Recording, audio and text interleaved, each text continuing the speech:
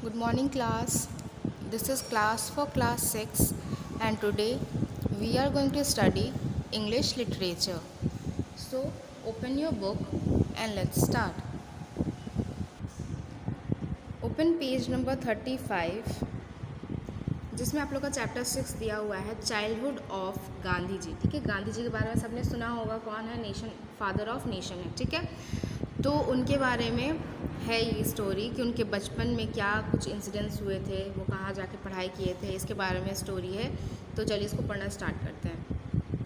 I must have been about 7 when my father left Porbandar for Rajkot. There I was put into a primary school. I can recollect those days including the names and other particulars of the teacher who taught me. उन्होंने कहा कि जब वो 7 years के थे तो अब क्या हुआ कि उनके फादर ने पोरबंदर, जहाँ पे उनका जन्म हुआ था, वो जगह छोड़ के राजकोट में शिफ्ट हो गए। तो वहाँ पे गांधी जी भी गए उनके साथ और वहाँ पे एक प्राइमरी स्कूल में उनका एडमिशन करवाया गया। I can recollect those days, वो कहते हैं कि मैं वहाँ के जो समय है, वहाँ के जो दिन है, वो उसको रिकलेक्ट मतलब उनको याद करना चाहता हूँ, including the names and the other particulars of the teacher who taught me. यहाँ तक कि जो टीचर्स थे, कुछ जो पर्टिकुलर टीचर जिन्होंने मुझे पढ़ाया था, उनके नाम भी मैं रिकलेक्ट या याद करना चाहता हूँ। As at Porbandar so here there is hardly anything to note about my studies. Porbandar में मुझे अपनी स्टडीज़ के अलावा शायद ही कुछ याद होगा। I could have been only a medical student from this school. I went to the suburban school and then to the high school. ठीक है, वो कहते हैं कि वहाँ पे पोरबंदर में मुझे अपने जो स्टडीज़ हैं, ठीक है, उन नोट्स के अलावा शायद ही कुछ याद हो। फिर वो बताते हैं कि वो किस तरह के स्टूडेंट हैं। I could have been only a medical, मतलब वो एवरेज स्टूडेंट थे, एवरेज जो नंबर्स पाते हैं वो ऐसे स्टूडेंट थे। फ्रॉम दिस स्कूल, फिर पोरबंदर के जो स्कूल थे वहाँ से, पोरबंदर नहीं, जो यहाँ पे राजकोट में जो स्कूल थे वहाँ से वो सबर्बन स्कूल गए और वहाँ से फिर वो हाई स्कूल पास आउट किया। I do not remember having ever told a lie during this short period. वो कहते हैं कि मुझे नहीं याद है कि मैंने कभी इस टाइम में, इस पीरियड में, जो टाइम पीरियड है उसके बीच में कभी भी मैंने झूठ बोला हो, आइदर टू माई टीचर्स और टू माई स्कूल मेट्स। वो बोलते हैं कि ना मैंने अपने टीचर्स से कभी झूठ बोला है, ना ही मैंने अपने स्कूल मेट्स से कभी झूठ बोला है। I used to be very shy and avoided all company. जितने भी ग्रुप्स थे, जितने भी बच्चों के जो ग्रुप्स बने हुए थे, फ्रेंडशिप ग्रुप्स, उसको वो काफ़ी अवॉइड करते थे। मतलब किसी से वो बातचीत नहीं करते थे, किसी से वो घुलते मिलते नहीं थे, वो काफ़ी शाय शर्मीले टाइप के इंसान थे।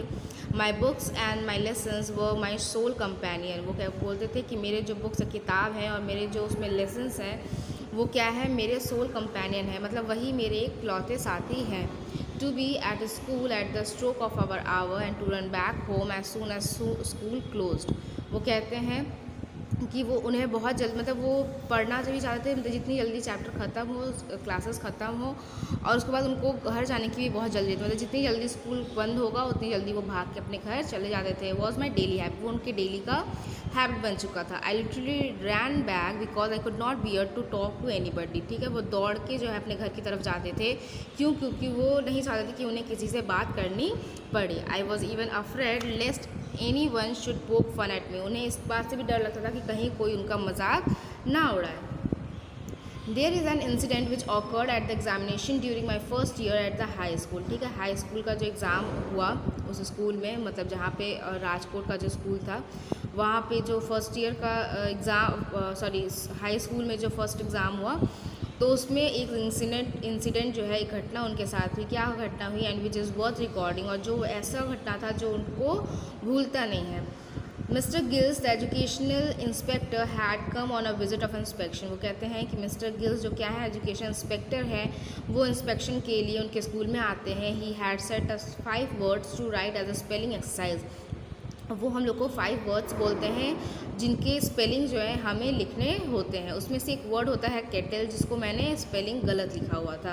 The teacher tried to prompt me with the point of his boot. जो टीचर उनके क्लास में रहते हैं, स्कूल के जो टीचर रहते हैं, वो अपने बूट से उसे इशारा करने की कोशिश करते हैं, उसे समझाने की कोशिश करते हैं, लेकिन वो नहीं समझ पाते। It was beyond me to see that he wanted me to copy the spelling from my neighbour slate, for I had thought that the teacher was there to supervise us against. वो कहते हैं कि मैं उनकी बातें समझ नहीं पाता हूँ, क्योंकि वो मुझे इशारे से क्या कह रहे थे कि मेरे बगल में जो लड़का बैठा है मैं उसकी स्लेट से उसकी स्पेलिंग देख के कॉपी करके मैं लिख लूँ, ठीक है। लेकिन मुझे ऐसा लगता था, वो बोले कि आई हैड थॉट, मुझे ऐसा लगा था कि जो टीचर होते हैं वो हमें किसके लिए होते हैं, ताकि हमें कॉपी करने से, चीटिंग करने से बचा सके। लेकिन यहाँ टीचर क्या कर रहे थे, खुद ही उससे इशारा कर रहे थे कि बगल वाले जो है स्लेट के बगल वाले की स्लेट से आप चीटिंग करके कॉपी करके उसको लिख लीजिए।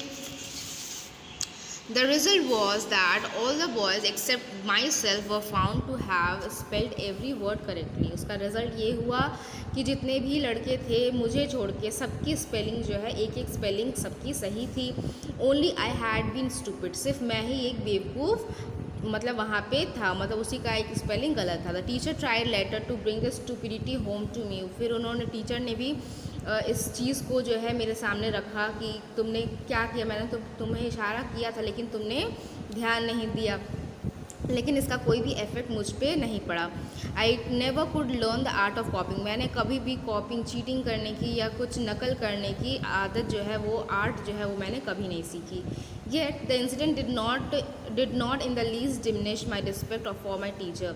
लेकिन इस इंसिडेंट से के बाद भी मेरे जो टीचर्स थे उनके लिए जो मेरी रिस्पेक्ट थी वो कभी कम नहीं हुई। I was by nature blind to the fault of teacher. मैं मतलब बाई नेचर, मतलब बचपन से ही ऐसा था कि मुझे टीचरों पे पूरा भरोसा था, ठीक है। मतलब जो टीचर्स होते हैं या बड़े एल्डर्स जो होते हैं उन पे मुझे पूरा भरोसा कि उनसे कोई गलती नहीं हो सकती। Two other incident belonging to the same period have always clung to my memory. उस टाइम एक और जो इंसिडेंट है वो भी हुआ था मेरे साथ।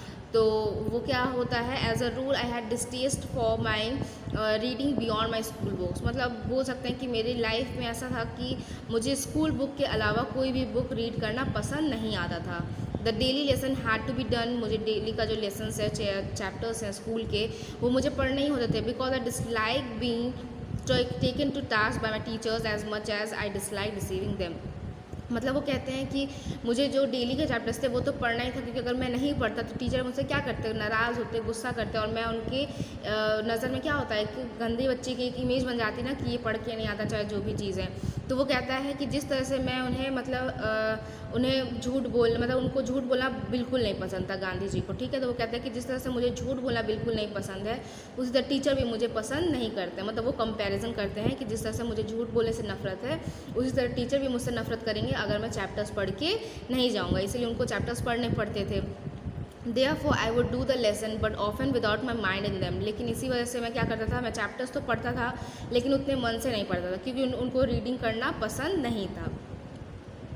Thus even when the lesson could not be done properly there was of course no question of any extra reading। मतलब इसीलिए जब चैप्टर्स ख़त्म हो जाते थे अब और अच्छे से पढ़ लिया जाते थे, उसके बाद मैं उसको दोबारा पढ़ने की सोचता भी नहीं था।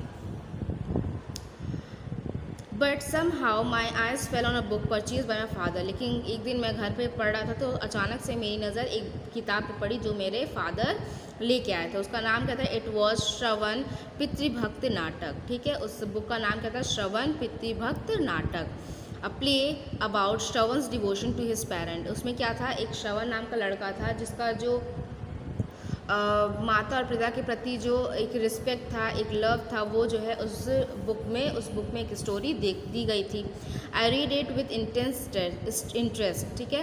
उन्होंने गांधी जी ने जो है बहुत इंटरेस्ट से वो चैप्टर, वो जो बुक है वो पढ़ी। There came to our place about the same time some travelling showman, ठीक है। उसमें बताया जाता है कि उसमें जो है ट्रैवल की कुछ बातें की गई है, जो ट्रैवलिंग है उसकी बातें की गई है। One of the picture I was shown was the Shravan carrying by means of sling fitted for his shoulder his blind parents on a pilgrimage। वो कहते हैं कि एक पिक्चर भी उसमें बनी हुई थी जिसमें जो श्रवण नाम का लड़का था, उन्होंने क्या किया था, एक लकड़ी पे 2 धागे मतलब बांधे हुए थे और उसमें एक टोकरी लगाई हुई थी, और वो अपने ब्लाइंड पेरेंट्स, अंधे पेरेंट्स को उसमें बिठा के वो कहीं ले के जा रहे थे। The book and the picture left a deep impression on my mind. वो जो बुक है, वो जो किताब है और जो वो पिक्चर है, उसका एक बहुत ही ज़्यादा असर मेरे दिमाग पे पड़ा। There is an example for you to copy I said to myself. ये कह रहे हैं कि यहाँ पे जो है ये जो चीज़ें हैं, ये जो एग्ज़ाम्पल है वो कॉपी करने लायक है। मतलब कुछ जो एग्ज़ाम्पल है होते हैं, जैसे श्रवण का जो डिवोशन था अपने माता पिता के प्रति, तो उन्होंने कहा कि ये एक एग्जाम्पल है जिसको हम इंसान कॉपी कर सकते हैं। The agonize lament of the parent were over Shravan's death is still fresh in my memory. मतलब वो बोल रहे कि जो पेरेंट्स के प्रति उनका लव था श्रवण के डेथ के बाद भी वो काफ़ी मेरे दिमाग, मतलब हम लोग के दिमाग में वो रहा था, वो रहना चाहिए था। The melting tune moved me deeply. There was a similar incident connected with another play. फिर यही जो सेम चीज़ है वो मुझे दूसरे प्ले के साथ भी हुई, दूसरे बुक के साथ भी हुई। जस्ट अबाउट दिस टाइम, इसी टाइम के साथ मैंने एक और किताब पढ़ी। I had secured my father's permission to see a play perform by a certain, sorry उन्होंने बुक नहीं पढ़ी थी, उनके द्वारा एक प्ले देखा गया था जिनका क्या हुआ था, बहुत ज़्यादा असर उन पर पड़ा था। ठीक है, तो उन्होंने क्या कहा कि कुछ टाइम बाद मैंने अपने फादर से परमिशन ली कि क्या मैं जो कुछ ड्रामेटिक कंपनीज़ हैं उनके द्वारा जो प्ले, जो नाटक हो रहा है उसको मैं देख सकता हूँ। द प्ले का नाम क्या था, हरिश्चंद्र कैप्चर्ड माई हार्ट। उस जो हरिश्चंद्र प्ले था उसको देख के उनका दिल जो है उस प्ले पे आ गया था। मतलब उसकी स्टोरी इतनी अच्छी थी कि उनका दिल जो है वो खुश हो गया था। I could never be try to seeing of seeing it. वो बोलते हैं कि मैं कभी भी इस प्ले को देखते हुए थक नहीं सकता, मैं जितनी बार देखूँ मुझे उतनी बार अच्छा लगेगा। But how often should I be permitted to go. लेकिन कैसे मैं परमिशन मुझे मिल सकता था ये जाने के लिए। आई must have acted Harishchandra to myself times without number. Why should not all be truthful like Harishchandra? There was a question I asked myself day and night. वो फिर जब उन्हें ये परमिशन, मतलब but how often should I be permitted to go, I must have acted Harishchandra to myself without. ठीक है, लेकिन कैसे मुझे परमिशन नहीं मिलता। मतलब हरिश्चंद्र एक काफ़ी इंटरेस्टिंग स्टोरी थी, तो उनके फादर ने उनको परमिशन दे दी थी। फिर वो जाके देखते हैं और जो वो देख के आते हैं जब, तो उन पर इतना असर होता है कि वो खुद को हरिश्चंद्र की तरह समझते हैं और वो बार बार खुद से एक ही क्वेश्चन पूछते हैं कि क्यों कोई हरिश्चंद्र की जितना सच नहीं बोल सकता है, क्यों उनके जितना कोई ट्रुथफुल नहीं हो सकता। That was the question I asked my self day and night. वो हमेशा दिन और रात जो है खुद से यही क्वेश्चन पूछते रहते। To follow truth and to go through all the orders Harishchandra went through one was the one ideal it inspired in me. मतलब वो जिस तरह से सच बोलते थे, सच्चाई के पथ पे चलते थे, तो इस तरह से हरिश्चंद्र ने उन पे एक बहुत ज़्यादा असर जो है उन पे किया था और उनके एक आइडियल वो बन चुके थे।